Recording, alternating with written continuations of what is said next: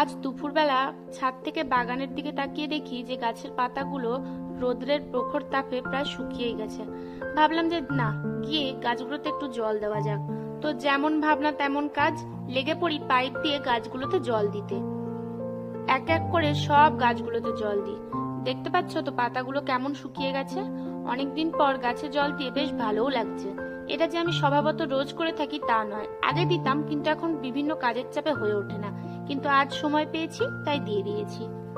জায়গায় তো পাইপ পৌঁছায় না, তাই অনেক জায়গায় এরকম বালতি দিয়েই জল দিয়েছি। বাগানে কাঁঠাল, আম, বেল আরো অনেক ফুলের গাছও রয়েছে, পরে কখনো একদিন তোমাদের সাথে শেয়ার করব। সবই আমার মায়ের লাগানো। তারপর হাঁপিয়ে গিয়ে টক দই, চিনি আর ঠান্ডা জল দিয়ে গুলে এভাবে লস্যি বানিয়ে খেয়েছি। এটা আমি রোজই খাই গরমে, শরীরকে খুব ভালো রাখে। তোমরাও টক দই কিনে এনে বানাতে পারো। তো ভালো লাগলে অবশ্যই ভিডিওটা লাইক করে দিও। Bye bye.